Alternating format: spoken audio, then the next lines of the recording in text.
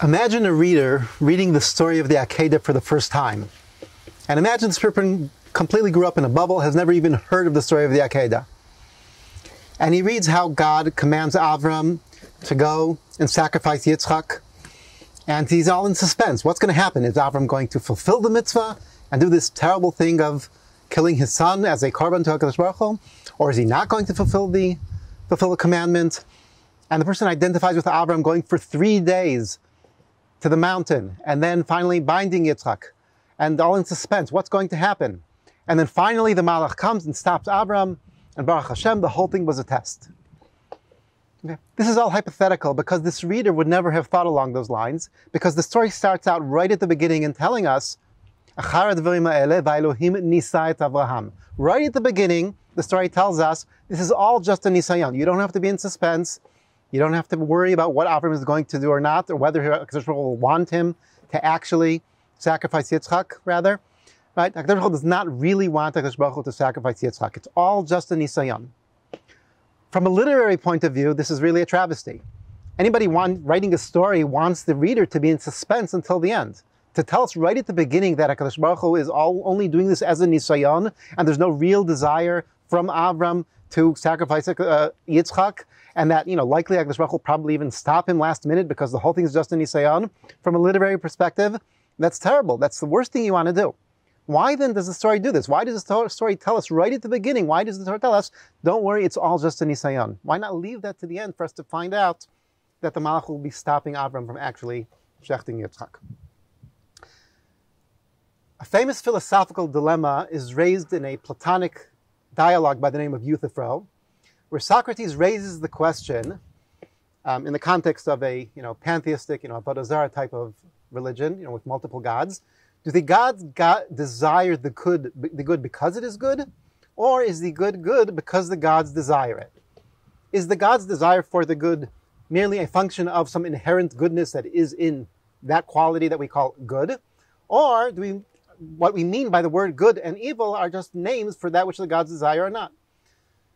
The question can easily be translated, and has been translated by many philosophers, most famously Leibniz, but others as well, into a monotheistic context relating to our God, to HaKadosh Baruch Hu. Right? Is our tov and ra, our good and evil, merely names that we use for that which HaKadosh Baruch Hu desires and does not desire? Or is there some inherent concept of good and evil which HaKadosh Baruch Hu is merely telling us about and informing us what is good and what is bad? The Torah's position on this question is very emphatic and very clear. In the same parsha itself, going back a couple of prakim, we have Avram saying to HaKadosh Baruch Hu in the story of Sodom, "Hashofet kol haaretz lo ya'aseh mishpat." What do you mean, Hashofet kol haaretz lo ya'aseh mishpat? If HaKadosh Baruch Hu says, this is what needs to happen, all of Sodom needs to die, then that is the mishpat. No, Avram clearly perceives, and the Torah and the story tells us and justifies this position of Avram's, that there is a concept of mishpat which is independent of HaKadosh Baruch Hu's decision. HaKadosh Baruch Hu himself is kivyachol obligated to follow that concept of mishpat. So clearly the Torah believes that good and evil are not mere appellations for Ritzon Hashem. There is good and there is evil, and these are objective categories to which HaKadosh Baruch Hu is kivyachol obligated himself.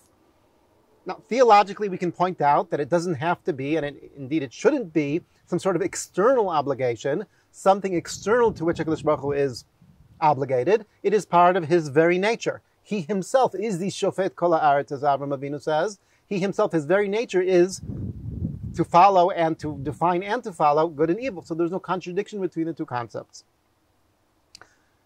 What then is the function of the command? Why do we need a tzivoy? So one could think, as the other side in the Socratean dilemma, that the command is merely an indicator, some sort of gilui milta to tell us what is good and what is evil. But going back to the Akeida negates that option as well. Because we have here a command that Avram is expected to follow, which we actually know is evil. Even HaKadosh Baruch Hu didn't really want Yitzchak to be sacrificed. So the function of the commandment of tzivui is to add another level. Good is inherently good and evil is inherently evil, but neither of those two things constitute what a tzivui can give us. A tzivui can create something which is part of a relationship with HaKadosh Baruch Hu. If a person does good and avoids evil just because they are good and evil, then he is a good person. but he's not fulfilling a commandment of HaKadosh Baruch Hu. He is not entering into a relationship with HaKadosh Baruch Hu. He is not performing his duty towards HaKadosh Baruch Hu. He is not accepting upon himself the Ol Malchut Shamayim and the Ratzon Hashem. A midrash in Bereshis Rabbah expresses this idea. In Bereshis Rabbah, on the first day of creation, where HaKadosh Baruch Hu was creating the light and the choshech, and the Medrash says, Ha'or elu ma'asehim shel tzadikim, ha'choshech and the tohu vavohu, elu ma'asehim shel rishaim. Ve'eini yodea be'ezeh mehem chafetz hamakom. For that comes the pasuk, Vayera Elohim et ha'or ki tov, heve omer, b'ma'asein shel tzadikim hu chafetz, ve'eino chafetz b'ma'asein shel rishaim. Or and choshech are inherent qualities of the world which people can perceive directly and have inherent, essential meaning, or is essentially better in some sense than choshech. Ma'aseim shel tzadikim, ma'aseim shel rishaim. Good and evil are inherent, independent, objective categories. But there's another level that is added by HaKadosh Baruch Hu coming and telling us to do good and to avoid evil. It becomes not just some sort of natural, objective, ethical behavior, but it becomes a relationship with HaKadosh Baruch Hu. That is what chafetz bahem hamakam. We can accept the Ol Malchut Shamayim, accept our duty towards HaKadosh Baruch Hu, and relationship with HaKadosh Baruch Hu, by accepting the second level of tzivui that adds upon the basic level of ethical behavior. What happens when these two levels clash? When there's a conflict between what would be indicated by the objective universal values of good and evil and what's indicated by a tzivui. That is the case which the Akeida deals with. Right? Avram Avinu was faced with a conflict between the mitzvah of HaKadosh Baruch Hu and the ethical. He is told to sacrifice Yitzchak, whereas the person killing his son, or killing any person, kal v'chomer his son, is clearly unethical, evil behavior. What happens at this clash?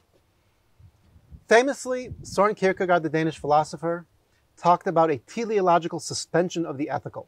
Kierkegaard saw the two levels that we talked about, the ethical and the religious, right, the universal and the specific commandment, as two completely different, separate levels where there can be no mediation between the two. Kierkegaard claims since these are obligations, one is the obligation towards one's fellow man or towards the world, towards objective categories, and the other is an obligation towards God. These are two separate levels which cannot be mediated. Since they cannot be mediated, all that can happen is that one must bow out before the other. There is a suspension of the ethical before the religious. The moment God gave Avram a command, the ethical goes out the window. The ethical is not part of the equation anymore, and all Avram can do and should do is only to listen to the tzivui. And Kierkegaard learned from this general concept of the teleological suspension of the ethical. In the face of the religious obligation, the ethical goes out the window. The Torah does not believe in this. The Torah is worried that we should learn from the story of the Akeida one of two possible dangerous lessons. One possible dangerous lesson is, as one side of the Euthyphrian dilemma, is that we do not believe in the ethical at all, and ethical is merely some sort of appellation for God's will. The other danger is, like Kierkegaard, we believe that there is an ethical, it does exist, but it is suspended in the face of the tzivui. And the Torah wants to make very, very, very sure that we do not entertain either of these concepts even for a moment. And therefore, right at the beginning, the Torah tells us, Va'elohim nisa et Abraham. This can only be a nisayon, because God identifies with the ethical, believes in the ethical, and Chas v'Shalom does not want us to suspend the ethical. Even in reading the story of the Akeida, the story which is all about the ultimate test of Avram's devotion to God, we must also be entertaining that there is also an ethical issue here. It is not suspended, it is there. Halacha does not believe that these two levels of the ethical and the commandment are unmediable, as Kierkegaard have believed. In fact, we mediate between them all the time. We have halachas and sugyas all about what happens when there are clashes between these two different levels.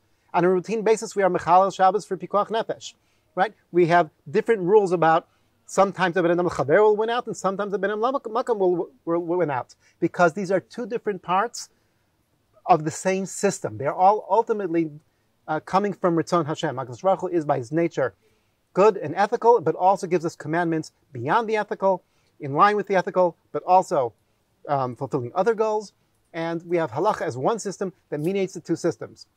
And the Torah wants us right at the beginning of the Akeida to make very, very sure that we understand this message, that we have these different levels of commitment to God, to the ethical, and all ultimately stems from the Ratzon Hashem. And the Akeida can only be a nisayon and never was anything other than a nisayon. And therefore we should know that right at the beginning of the story of the Akeida. Shabbat Shalom.